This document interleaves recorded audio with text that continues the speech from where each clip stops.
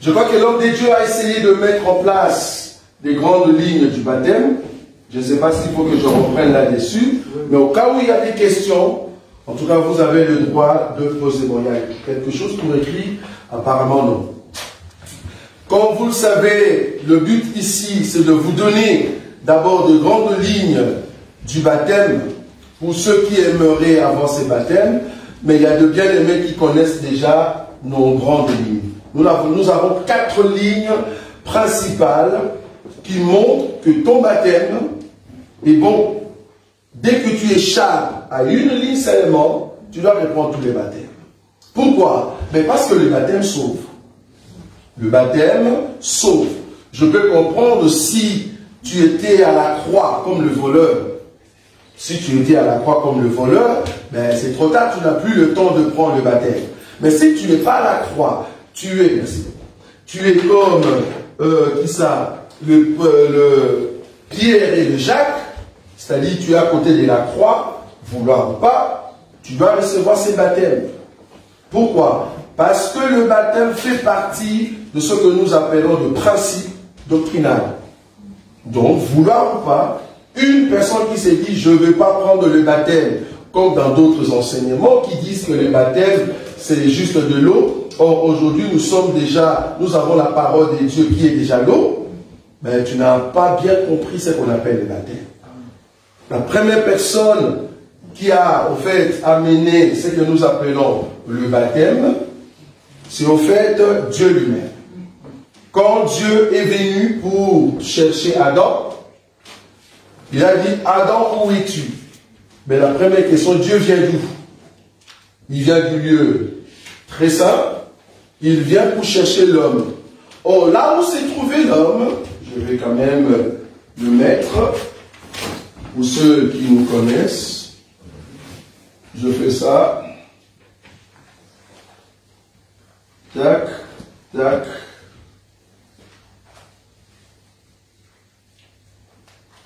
Et voilà.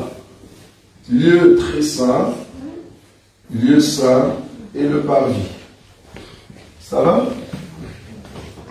Alors, qu'est-ce qui s'est passé? Dieu qui est venu du lieu très saint, il est sorti de là, il n'a pas trouvé l'homme ici. Là où se trouvait le pain et la lumière. Il n'a pas trouvé l'homme là-bas. Et c'est comme ça qu'il est sorti jusqu'au parvis. Rappelez-vous que Lucifer, qui était auprès de Dieu, il était dans le lieu très saint. Et quand on l'a chassé, Lucifer a quitté le lieu très saint. Aujourd'hui, Lucifer se trouve dans le lieu saint. Pourquoi le lieu saint? Ben, c'est l'intermédiaire entre le lieu très saint et le parvis. Comprenez que le lieu très saint, c'est ce que nous appelons Canaan. Ça va? On a déjà vu ça. Hein? Je fais juste un rappel. C'est ce que nous appelons Canaan. Le lieu saint, c'est ce que nous appelons quoi? Désert. C'est juste un rappel. Et le parvis, c'est l'Égypte. Ça va? Donc, le Seigneur Jésus a quitté Canaan pour venir jusque dans le parvis et mourir. C'est dans les parvis qu'on tue l'animal. Nous sommes d'accord. Or, Dieu ne pouvait pas tuer l'animal dans le jardin s'il ne quitte pas les lieux très saints et venir ici. Donc, Adam et Ève se sont cachés ici. Quand ils ont fui la présence de Dieu, ils ont fui dans le lieu très saint. Or, dans le lieu très saint, on ne mange pas. Pour manger, il faut venir dans le lieu saint. C'est dans le lieu saint qu'il y a le pain, qu'il y a la lumière. On est d'accord. Donc, Satan, Lucifer, a tenté Adam et Ève dans le lieu saint. C'est là-bas qu'ils ont mangé le fruit. C'est juste un rappel. Et de là, ils ont compris que, ah non, on ne peut pas être saint ici. On doit fuir vers le parvis. C'est dans le parvis qu'ils se sont cachés. Alors Dieu va quitter le lieu très saint. Il le cherche dans le lieu saint, ils ne sont pas là. Il vient jusque dans le parvis. C'est là-bas qu'il a trouvé l'homme. L'homme a dit, nous sommes nus. Alors Dieu, qu'est-ce qu'il va faire? Il va tuer l'animal. C'est ici. Et il va prendre la peau pour revêtir l'homme. Le mouvement de quitter le lieu très saint, de venir dans le parvis et rentrer dans le lieu très saint, c'est ce que nous appelons baptême. Baptême veut dire quitter le ciel, venir mourir sur la terre, ressusciter et rentrer au ciel. Ce mouvement-là, Jésus l'a fait en venant sur la terre. Et dans la doctrine, le mouvement, c'est l'homme chrétien qui a accepté la parole. Tu dois mourir quant à l'eau. Ça va? Quant à l'eau. Et c'est tôt aujourd'hui, peut-être un élément qu'on n'a jamais rajouté, c'est tôt aujourd'hui, c'est nous mourons quant à la chair de la personne de Jésus. Ça va? Nous mourons quant à la chair de Jésus, quant à l'eau. L'eau qui est représentée comme la langue, le peuple et les nations. Nous mourons quant à la terre et nous ressuscitons quant à l'esprit. Et c'est comme ça que nous rentrons au ciel. Mais cependant, il y a 4 principes pour respecter cela. Qu'est-ce qui prouve que ton baptême est vrai? Vous allez poser des questions. Premier élément, c'est toi-même, la personne. La personne, lors du baptême, tu dois être mature. C'est pour ça que nous ne donnons pas le baptême au bébé. Non, un bébé ne peut pas recevoir le baptême. Plus grave encore, j'ai vu dans l'église catholique, l'homme des dieux, ils ont donné les baptêmes aux chiens. Vous n'avez pas vu ça? Les chiens ont reçu le baptême. Ces gens-là ne comprennent rien du tout. Ils ont donné le baptême d'un chien. Posons-nous la question, est-ce que le chien était conscient? Comprend rien du tout. Est-ce que le chien était mature? Rien du tout. Est-ce qu'on a prêché ces chiens? Non. Alors pourquoi donner le baptême à un chien? Alors une telle église, comprenez que ce n'est pas une église de Jésus-Christ. Ça va? Une telle église, ils ne comprennent rien du tout. Il faut donner le baptême à une personne qui est mature, parce que le baptême, c'est au fait l'engagement d'une bonne conscience. Donc l'homme qui reçoit le baptême doit comprendre ce qu'il fait. C'est-à-dire, si toi, on t'a donné le baptême, mais tu ne sais pas vraiment comment est-ce que c'était, c'est-à-dire, tu n'as pas encore compris qu'est-ce qui s'est passé ce jour-là. Tu dois savoir qu'est-ce qui s'est passé. Ça, c'est la première chose. Deuxième, la personne qui te donne le baptême. La personne qui donne le baptême. Qui donne le baptême. Bon, je mets. Pourquoi la personne? Ben, le jour du baptême, j'ai besoin d'un témoignage. Si tu veux me donner le baptême, je dois savoir qui tu es. Je crois qu'il y a un bien-aimé, et je ne sais pas s'il est Brandon, c'est qui? Ah, il est là. Brandon m'a posé une question, j'étais stupéfait. J'étais dans la voiture et j'ai regardé sur WhatsApp. Il m'a dit, frère, je viens pour prendre le baptême, c'est vrai, mais où est-ce que je peux prendre ton témoignage? Je ne te connais pas. J'ai besoin d'un témoignage. J'ai dit, waouh, ah, quelle classe, ça c'est bien ça. Je lui ai dit, oui, si tu as raison, ben, essaye de trouver quelqu'un qui va témoigner. Il dit, est-ce que je peux poser aux gens qui sont dans l'école Ephobis? Vous savez qu'on a une école maintenant. Ephobis. Je dis, oui, tu peux poser la question. Tellement je suis sûr de moi-même. Je dis, les témoignages qu'on va te donner, on va te dire, ah, c'est un bon monsieur, mais il est trop dur dans l'enseignement. Moi-même, je lui ai dit ça. Bon, je ne sais pas si le frère Brandon s'est renseigné pour avoir les témoignages. Mais avant de recevoir le baptême, si tu n'es pas encore convaincu, mon frère Brandon, regarde beaucoup. Tous ces gens qui sont là posent la question qui est Roger Boulet. Tu vas voir que c'est un monsieur qui sourit, mais qui est trop dur avec l'enseignement. Respecter l'enseignement. C'est ça le but. L'homme qui te donne le baptême, tu dois le connaître. Que ce soit l'homme de Dieu qui est là, tu dois le connaître. Pas du genre, ah non, j'avais besoin du baptême, et puis tu reçois le baptême. Et qui est cet homme? Il prêche Jésus dans la bouche, mais c'est un homme qui a épousé une fille de 12 ans, alors que le gars a 60 ans. Ça ne va pas, il y a un problème. C'est un polygame. Non, ça ne va pas. Tu le savais. Parce que comme nous le disons, l'homme qui te donne le témoignage, le baptême, si tu n'as pas son témoignage, mais il faut faire attention, à moins que tu as reçu le baptême auprès de cet homme, tu ne savais pas. Pourquoi? Parce que cet homme était accompagné d'un autre homme de Dieu qui est bien. Là, ça change. C'est le cas de Judas. Judas a donné le baptême, nous sommes d'accord. Mais son témoignage, après, ça c'est après, Mais le jour qu'il donnait le baptême, non. Tellement qu'il était accompagné avec qui? Jésus. Du coup, il a reçu l'ordre de la part de Jésus. Donc ce n'est pas lui qui donnait le baptême, c'est le Seigneur par Judas. Mais c'est pendant le Seigneur a laissé faire. Pour dire que ce que Judas faisait ne venait pas de lui, mais ça venait de Jésus. Donc du coup, les baptêmes que Judas a donnés étaient bons. Mais après avoir trahi Jésus, s'il donne encore le baptême, il faut le tuer. Pourquoi? Parce que c'est un traître. On a déjà vu son péché. Donc, l'homme qui donne les baptêmes, tu dois t'informer si c'est une bonne personne. Très important. Troisième élément, il faut que ton baptême respecte l'enseignement. L'enseignement lié au baptême. Qu'est-ce qu'on t'a dit concernant le baptême? Est-ce que le baptême, c'est au nom de Jésus? Ou bien le baptême, c'est au nom d'un nom de Branham, par exemple? J'ai vu, il y a des gens qui ont reçu au nom de Branham. Je le connais. Ils ont dit non. Aujourd'hui, l'incarnation de Jésus, c'est Branham.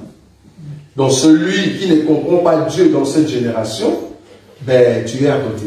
Et c'est comme ça qu'ils se sont fait baptiser au nom de Branham. Pourquoi? Parce qu'ils n'ont pas compris. Ils n'ont pas compris. Tu ne peux pas te faire baptiser au nom de Mormons. Il y a le disque qu'on appelle Mormons, ceux qui recherchent les arrière-parents. Ils ont besoin, j'ai été étonné l'homme de Dieu, ces gens-là, ils peuvent dire, je veux me faire baptiser pour la 4e génération, quand moi je n'étais pas là. Parce que je ne sais pas si la personne avait reçu Jésus, mais moi je veux me faire baptiser à sa place. À sa place. Et c'est comme ça que ces gens-là, ils reçoivent le baptême pour des gens qui sont morts. Le baptême pour le mort. Ça non. Ça non. Donc, on ne peut pas prendre un baptême qui est en dehors de la Bible. La Bible, tous ceux qui ont reçu le baptême du temps de Jésus, c'était le baptême au nom de Jésus. C'est ça l'enseignement. Jésus, ce n'est pas 5 lettres. Nous, dans cet enseignement, Jésus, ce n'est pas le 5 lettres. J-E-S-U-S. Non. Jésus, c'est tout un enseignement. C'est la parole de Dieu. Donc, du coup, quand nous disons il faut que le baptême respecte l'enseignement, il faut que le baptême soit au nom de Jésus-Christ. Très important. Si tu me dis, ah non, mais j'ai reçu le baptême, c'était au nom du Père, et du Fils, et du Saint-Esprit, ben j'ai eu une écriture. Oui, c'est vrai, tu as eu une écriture, mais regarde dans la Bible, il n'y a personne, qui a reçu le baptême au nom du Père, et du Fils, et du Saint-Esprit. Mais c'est quoi le nom du Père? Parce qu'on reçoit toujours le baptême au nom d'une personne. C'est quoi le nom du Père? Le nom du Fils et du Saint-Esprit. Or, quand Jésus a dit au nom du Père et du Fils et du Saint-Esprit, il parlait de 3 baptêmes dans les temps. Enfin, un baptême dans 3 temps. Parce que comprenez, selon 1 Corinthiens, on peut lire 1 Corinthiens, chapitre 10. Je vais voir d'abord le baptême au nom du Père. 1 Corinthiens, chapitre 10. À partir du premier verset, on peut nous lire ça. Le baptême au nom du Père. Qu'est-ce qu'il est dit là-bas? Oui, allez-y. Oui. Frère, je ne veux pas que vous ignoriez que nos pères ont tous été sous la nuée. Oui. Qu'ils ont tous passé au travers de la mer. Oui. Qu'ils ont tous été baptisés en Moïse dans la nuée et dans la mer. Un instant. Ils ont tous été comment? Baptisés en Moïse dans la nuée. Ils ont et dans tous été baptisés. Mais nous sommes dans quel temps? Au nom du Père. Parce que le Fils n'était pas encore venu. Donc, au nom du Père, on voit ces baptêmes-là. C'est-à-dire, tous ceux gens-là sont passés sous l'eau. Vous voyez ça? Ça, c'est au nom du Père. Pourquoi? Parce que c'est le temps du Père. Or, le Père, c'est le précepte. Ça, vous savez. Le Père, c'est le précepte, c'est-à-dire au temps de la loi. Au nom du Fils, ben, c'est le temps où nous sommes, au temps de la grâce. Au temps de la grâce. Donc on a le baptême au nom du Père, au nom du Fils, c'est le temps de la grâce. Et du Saint-Esprit, après l'enlèvement de toi et moi, nous allons partir, il faut qu'un peuple reçoive aussi les baptêmes. Et ce peuple, c'est qui? C'est Israël, par les billets de 2 juin. ils auront aussi un baptême. Et le baptême, c'est ça, eux du Saint-Esprit. C'est-à-dire, nous avons le baptême du précepte, de la loi, et du Fils, c'est le temps de la grâce, et du Saint-Esprit après l'enlèvement. Mais tous ces baptêmes-là doivent avoir un nom. Le nom, c'est qui? C'est Jésus. Le seul nom qui a été donné depuis l'ancien temps, parce que le Seigneur devait venir comme sauveur. Aujourd'hui, il sauve, et après, il sauvera. Donc, si tu veux recevoir le baptême, ben, c'est au nom de Jésus. Ça va? C'est au nom de Jésus. Donc, c'est ça, au nom du Père, ça dit dans la loi, et du Fils, ça veut dire la grâce, et du Saint-Esprit, ça dit après la grâce. C'est les 3 temps. Dieu n'a pas 4 temps. Il n'a que 3 temps. Il est le même. Hier, aujourd'hui et les hier de Dieu, c'était avant que Jésus vienne, au temps de la loi. Les aujourd'hui de Dieu, c'est le temps de la grâce. Et les lendemains, c'est au fait le temps de Israël qui doit recevoir la grâce de Dieu. Il a dit à Hérode, va aller dire à Séréna, je travaille aujourd'hui, demain et après-demain. Les aujourd'hui que Jésus parlait, ce n'était pas encore le temps de la grâce. Oui ou non? Oui. Parce que le temps de la grâce commence où? Ça, ce sont des rappels. Quand est-ce que le temps de la grâce a commencé? À la croix.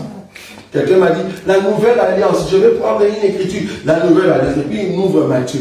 Je dis, voilà encore de ceux qui ne connaissent pas la Bible. Matthieu, Marc, Jean et tout cela, il y a eu une grande partie qui est au temps de la loi, et une petite partie seulement qui est au temps de la grâce. Pourquoi? Parce que la grâce a commencé à la croix. Ça va? C'est à la croix que la grâce a commencé. Ok? Donc voilà l'enseignement. Et quatrièmement, le dernier, c'est le modèle. Voilà, le modèle. C'est quoi le modèle? Nous avons le baptême que d'autres personnes ont reçu par le feu. C'est un faux baptême. Il y a d'autres personnes qui ont reçu le baptême dans une piscine. En tout cas, moi aussi, je l'avais reçu dans une piscine. Soi-disant, on n'a pas le temps pour aller à la mer. C'est toujours de l'eau. C'est un faux baptême. Même si tu allais à la mer, c'est ce que je corrigeais à notre bien-aimé, notre confrère Victor. Ils sont partis à la mer, c'est la mer, ok, nous sommes d'accord. Mais le modèle n'était pas vrai. Comment? Il a jeté une personne dans l'eau et la personne, en se couchant, ses genoux étaient dehors. C'est un faux baptême. Pourquoi? Le baptême, il faut que la personne disparaisse. Vous voyez ça? C'est-à-dire qu'il faut chercher un niveau où la personne va tomber dans l'eau complètement et la personne va sortir. En tout cas, pour ceux qui vont recevoir le baptême demain, si vous avez peur de l'eau, rentrez à la maison. Parce que je vais vous faire entrer dans l'eau. J'ai déjà vu quelqu'un où on veut le mettre dans l'eau. C'est comme s'il voulait bagarrer avec les fascistes. Il dit, ah, il va me tuer. Et puis là, il ne veut pas. C'est qu'il ne veut pas mourir. Il rentre à la maison. Parce que vous allez voir, pour ceux qui vont recevoir, nous allons vous dire, reste fixe. Ne bouge pas. Et toi-même, tu sens que, non, je vais mourir. Oui, je vais mourir. Et tu le sens. Et là, quand on te ramène dans l'eau, tu sors, tu dis, ah, ça, si tu avais reçu le baptême, ça, c'est vraiment différent. Vous voyez? Parce que là, tu entres complètement, il faut que le corps disparaisse et tu ressors. C'est juste l'image, mais la réalité se passe par rapport à l'esprit qui est par la parole. Très important. Donc, le modèle est que il faut que l'eau soit une eau qui est vivante. Pourquoi nous ne voulons pas vous donner le baptême dans une piscine? Parce qu'une piscine, ce n'est pas une eau vivante, premièrement. Deuxièmement, piscine, c'est au fait la pensée de l'homme. C'est l'homme qui a au fait mis l'eau dans un récipient pour donner le baptême. Du coup, ce modèle-là, dans la Bible, nous ne le voyons pas. Bon, il y a quelqu'un qui nous a dit, ben écoutez, au temps de Jésus, il y avait aussi des oasis, c'est ça? Les oasis. Ce sont de l'eau qui apparaissent comme ça, que ce soit dans les déserts. Mais remarquez que cette eau, ce n'est pas l'eau de la pluie. C'est en fait, il y a une source. C'est pour ça que nous sommes d'accord que je peux donner le baptême dans le lac. Pourquoi? Parce qu'il y a une source. Là où il y a une source, or, bibliquement parlant, la source veut dire il y a une vie. Si l'eau a une vie, là nous sommes d'accord. Je vais prendre un exemple. Cherchez-moi cette écriture. L'ange qui vient, et puis il y a quelqu'un qui voulait tomber dans l'eau, il dit je n'ai personne pour me faire tomber dans l'eau. Cherchez-moi cette écriture-là. C'est le malade, hein, c'est ça? Voilà, cherchez-nous cette écriture-là. Vous allez voir un élément pour prouver que si tu n'as jamais reçu le baptême dans une eau vivante, mais ton baptême est fou. Voilà. Ici, il y aura maintenant un exemple du baptême, le véritable. Ça va? Est-ce qu'on peut lire ce passage-là? Le modèle du baptême dans une eau vivante, là où il y a la vie. Et je vais expliquer pourquoi. Vous avez trouvé, lecteur de la Bible, aidez-moi, un paralytique qui était couché. Vous n'avez pas de programme pour trouver des écritures? Oui, qui a trouvé? Aidez-nous. Jean 5, 4. Oui, allez-y, frère Jean. Il est dit quoi? Oui. Car un ange descendait. Non, avant ça. Juste avant ça, qu'est-ce qu'il est dit? Je suis au verset 4, Verset 3, allez-y. Sous ces moustiques étaient couchés un grand nombre de malades. Très bien. Des aveugles, des boiteux, des paralytiques. Oui. Qui attendaient le mouvement de l'eau. Un instant, frère Guy. Ici, on voit que le malade était le rejeté d'Israël. Ça, nous sommes d'accord. C'est-à-dire, en Israël, tous ceux qui étaient malades, expropriés, boiteux, étaient considérés comme des hommes qui sont en dehors. Ok. Donc, étaient considérés comme ceux qui ont le péché. Nous sommes d'accord. Maintenant, ils attendaient quoi? La délivrance par l'eau. Mais remarquez un élément très important. Oui, on continue la lecture. Car un ange descendait de temps en temps. Oui. Dans la piscine et agitait l'eau. Merci beaucoup. Agiter l'eau, oui. Et celui qui descendait le premier après que l'eau avait été agitée, oui, était guéri. Merci, c'est tout. Très important. En d'autres termes, l'eau est là. Si l'ange n'est pas descendu, ben, il n'y a personne qui reçoit la guérison. La guérison venait quand l'ange vient agiter l'eau. C'est-à-dire, en d'autres termes, l'eau qui dormait, c'est vrai ça? L'eau qui dormait doit recevoir une vie. Amen. Et la vie, c'est qui? C'est l'ange qui donne la vie. Amen. Dans l'eau. Dès que l'ange descend, il agite l'eau. L'eau reçoit la vie. Et puis du coup, c'est lui qui tombe le premier. En réalité, la guérison, c'était quoi? C'était la vie que l'ange a amenée dans l'eau. Cette vie est communiquée dans le corps du malade. Et le malade est guéri. Vous voyez ça? Donc du coup, l'eau reçoit la vie. Et dès que la personne reçoit la vie, si elle sort, l'autre qui veut entrer, vu que l'eau devient morte, ben, il n'y a plus la vie. Amen. En d'autres termes, l'ange, c'est la source. Amen. C'est vrai ça? L'ange, c'est la source de cette eau. Si l'ange est parti, ben, l'eau n'a plus la vie. Ces modèles-là, c'est les modèles du baptême. Jésus a donné le baptême dans l'eau qui a une vie. Or, Jésus-Christ n'est pas venu au milieu de morts. Ce poussé-là au milieu de morts, ben, il ne sait pas là-bas qu'il est mort. Il est mort au milieu des vivants. Toi et moi. Il est mort au milieu des vivants. Et c'est comme ça qu'il va ressusciter au milieu des vivants. Donc, une humanité vivante. C'est ça l'eau vivante. Est-ce que vous voyez ça? Sinon, il allait mourir ou venir au milieu de morts. Non. Là, il vient au milieu des hommes qui vivent. Au milieu des hommes qui bougent, qui vivent, qui sont les nations, le peuple et les langues, c'est là-bas qu'il va mourir. Ça va? Donc le modèle ici, c'est une eau vivante. En tout cas, nous, souvent, on utilise ici la scène. Bon, j'aimerais déjà vous dire, pour vous pousser à ne pas prendre les baptêmes. Parce que nous croyons que si tu n'es pas poussé par le Saint-Esprit, tu ne peux pas prendre notre baptême. Parce que le baptême que nous donnons, c'est le baptême des apôtres. C'est vraiment profond déjà la scène. Et quand nous venons, dès que tu commences à rentrer, tu dis, mais qu'est-ce qu'ils vont me faire ces gens? Rien que l'eau. Et tu vas voir que nous avons un Jean-Baptiste qui entre toujours pour aller tester. La profondeur. Il va tester parce que tu peux partir. Bon, gloire soit rendue à Dieu. Depuis qu'on a commencé à donner ce baptême, il n'y a personne qui a élevé une vie. Donc on ne voit pas que le Seigneur est avec nous. Mais dans d'autres églises, on a vu, on vient donner les baptêmes, la personne est partie. Donc en d'autres termes, la personne entre dans l'eau, la personne n'est plus ressortie. Donc mourir éternellement, c'est fini, il est parti. Mais nous, quand tu entres, tu vas sortir. Vous voyez la différence? C'est parce que ce que nous donnons, ça donne la vie. Et j'aimerais vous dire, ça change les vies énormément. Donc, tout ce qui est au nom du Père et du Fils, c'est caduc. Tout ce qui est au nom d'un homme, c'est caduc. Tout ce qui est l'eau, piscine, bassin, baignoire, c'est tout baignoire.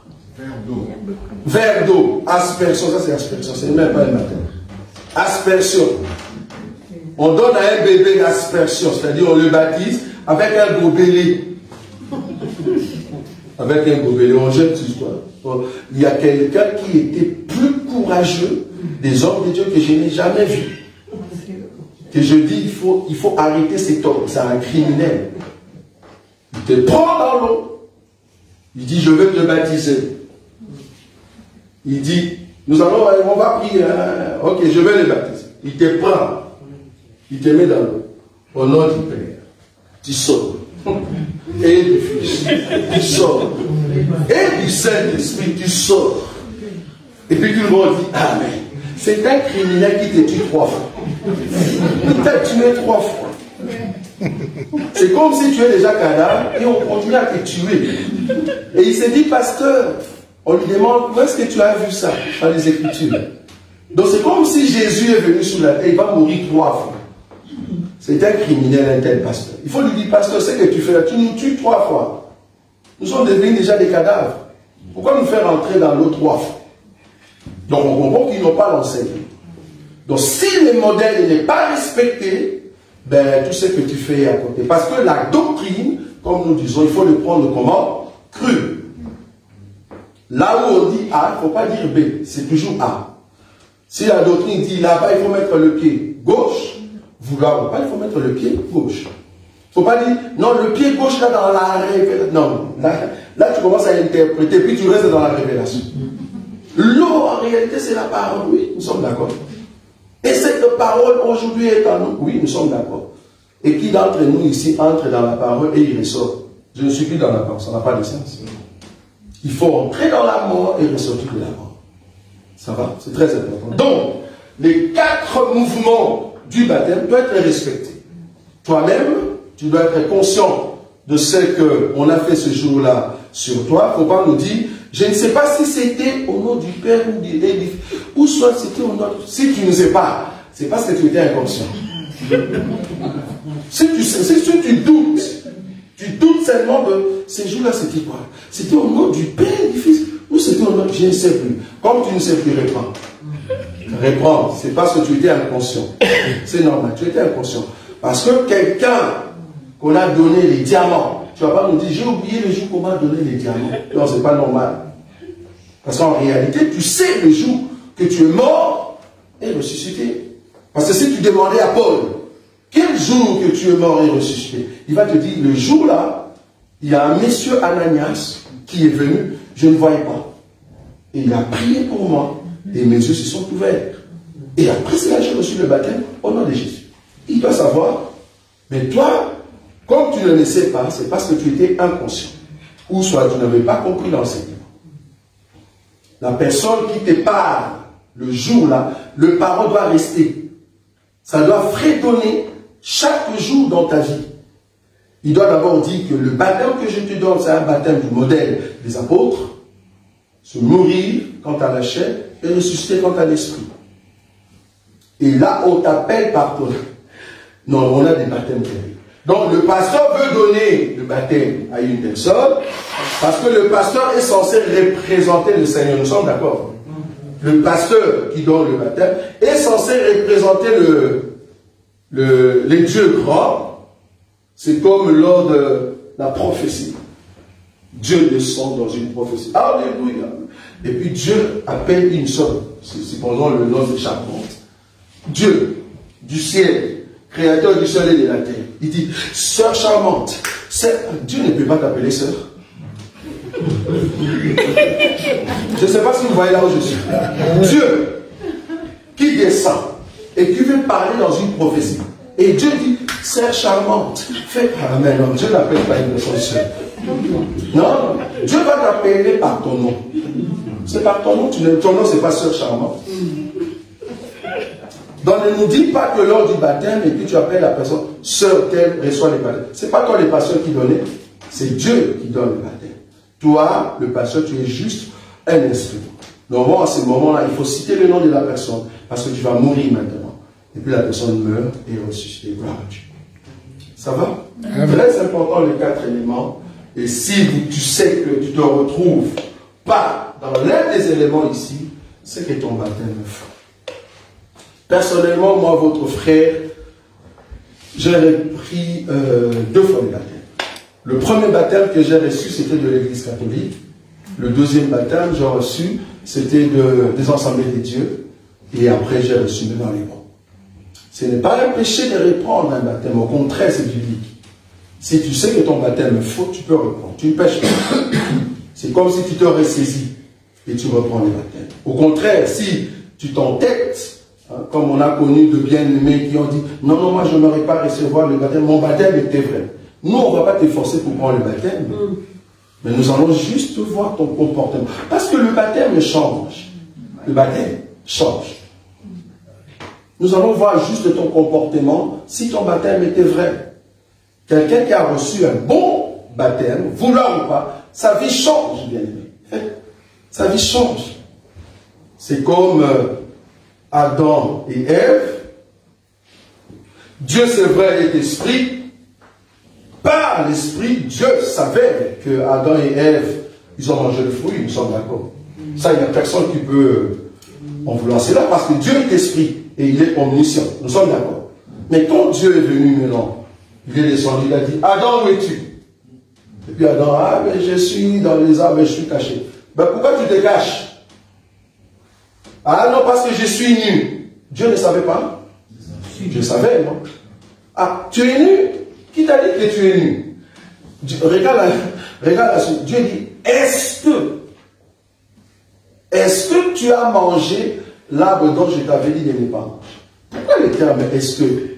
Dieu, tu connais, non? Pourquoi utiliser le terme est-ce que?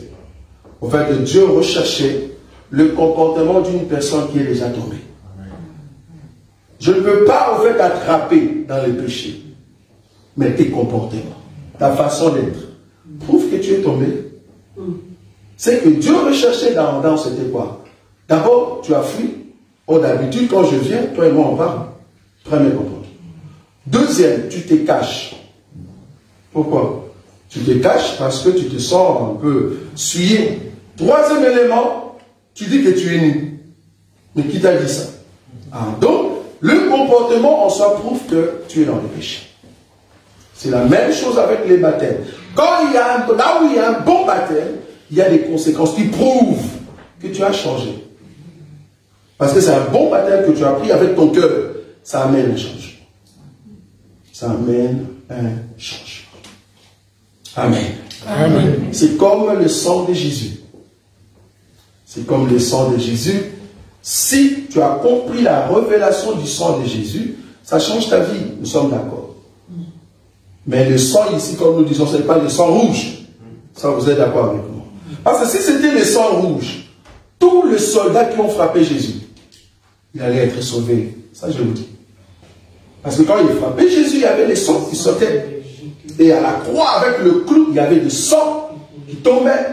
Mais ils s'en foutent complètement. Ils continuent à crucifier Jésus. Donc, ce n'est pas le sang rouge. Nous sommes d'accord. Donc, ce n'est pas le sang rouge qui sauve.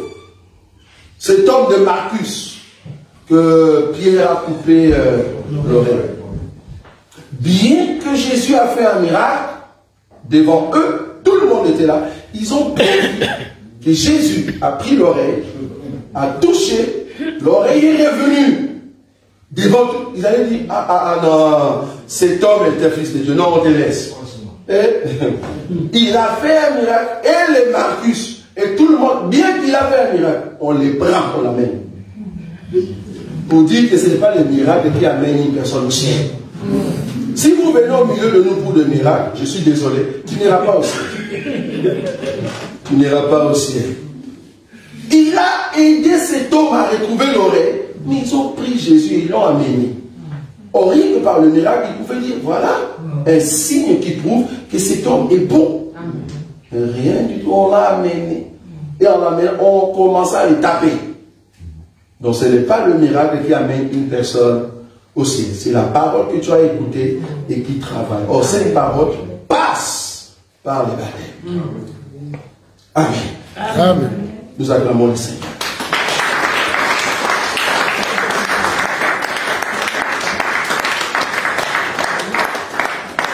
Voilà.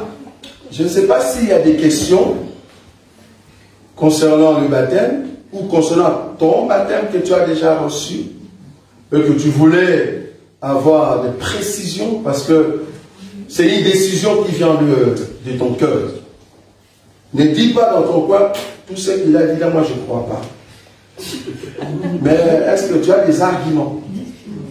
Si tu as des arguments, on va le ramener ici. Parce que nous tous ici, notre soubassement, c'est quoi? C'est la Bible. Nous tous.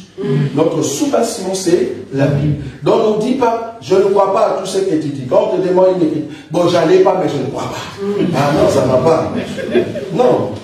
Pour ne pas croire à quelque chose, c'est-à-dire tu as vu une écriture qui dit que non, ce que le monsieur dit, c'est faux. C'est pour cela, nous, ici, dans cet enseignement, quand la chose n'est pas correcte, amène l'écriture. Nous allons dire, ah, amen, oui, tu as raison, on n'avait pas bien vu.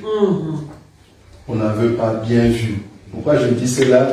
Il y a un bien-aimé qui m'a appelé et dit, le frère Roger, apparemment, ces derniers temps, c'est comme s'il revient dans tout ce que lui-même avait voulu.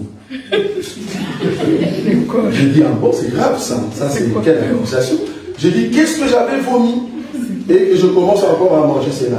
Ah ben, tu nous avais dit, il ne faut pas mettre nos faces sur la fiche de, comment on dit là, le flyers. J'ai dit, ah bon, j'avais dit ça. Il dit, j'ai même la vidéo. J'ai dit, frère, pour ne pas discuter, j'ai dit, frère, si j'avais dit ça, je ne me réponds. Pourquoi? Parce qu'aujourd'hui, on a Facebook. On a WhatsApp. Donc si j'avais dit ça, c'est parce que je n'avais pas encore l'œil sur la technologie. Parce que vouloir vous parler, rien que mon portable, il y a ma photo. Sur WhatsApp, quand tu veux m'appeler, tu vois ma photo. Sur Facebook, il y a ma photo.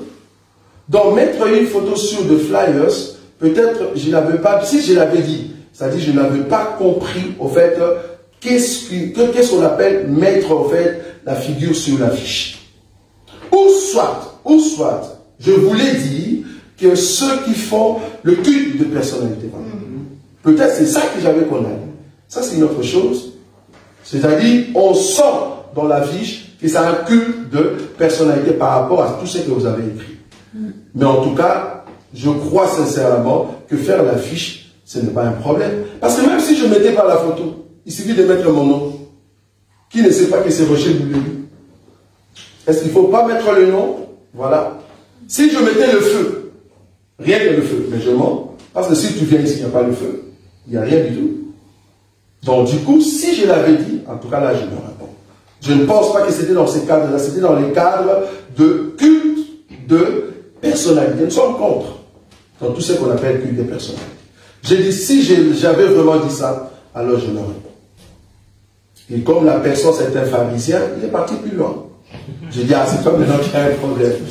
Parce que quand quelqu'un se répond quand même, il fallait que t'arrêtes là. Il dit, non, mais pourquoi le frère Roger nous demande un 50 €? Vous avez vu ça, non? Pourquoi 50 € pour l'école Ephodius? Vous voyez comment on me taquine de foi. J'ai dit, ok. Moi, en tout cas, je croyais que 50 € pour une année, ça fait à peu près 5 € par mois. C'était vraiment la moindre des choses. Ok, ce qu'on va faire, ben on enlève les 50 €, que chacun vienne ce que Dieu a mis dans son cœur. Maintenant, ça sera mensuel. Tu vas voir que ce que Dieu va te mettre dans ton cœur, ça sera les 20 €. ça sera de 25 €, tu vas dépasser le montant de 50 €. Enfin, je dis, ah, gloire à Dieu, comme on a enlevé les 50 €. Donc du coup, la semaine prochaine, pas cette semaine, la semaine prochaine, nous aurons une réunion avec tous les étudiants parce qu'il nous faut le matériel logiciel. Et la personne est partie pour dire, ah non, mais le frère Roger n'a pas les droits. Il y a des gens qui sont audacieux. Il n'a pas les droits d'acheter ce logiciel. Il faut que tous les étudiants se concentrent. Nous allons acheter ce logiciel. J'ai dit, non, ça c'est aller trop loin. Est-ce que vous pensez que si c'était l'autre là, Marcelo, tu allais dire ça? Ça c'est manquer de respect. C'est pas parce qu'on est humble que tu peux aller au-delà. Donc on a compris que c'était un manquement. Et là où il y a un manquement, moi je me tais. Je ne réponds plus. Ça va? On est humble, c'est vrai, mais il y a des gens qui aillent un peu au-delà. Quand ils poussent le bouton un peu trop loin, ben, je te bloque. Ce n'est pas un péché de bloquer une personne, ça vous savez. Dans ta page Facebook, ce n'est pas un péché de bloquer une personne. Une personne qui te taquine, tu as le droit de le bloquer. Jésus a bloqué Judas. Ça vous savez. Depuis le jour où Jésus a dit, ce que tu as fait, fais-le propre. C'était blocage. Jésus n'a plus parlé, remarquez l'écriture. Jésus n'a plus parlé avec Judas. Dans l'autre, je te bloque. Ce n'est pas un péché. Ça va? Si la personne t'amène dans des idées un peu bizarres, tu peux le bloquer. Parce qu'il y a d'autres personnes, tu penses que c'est un frère, mais en réalité, ce n'est pas un frère, c'est un Judas. Il faut faire attention. Ça va? On va donner une question.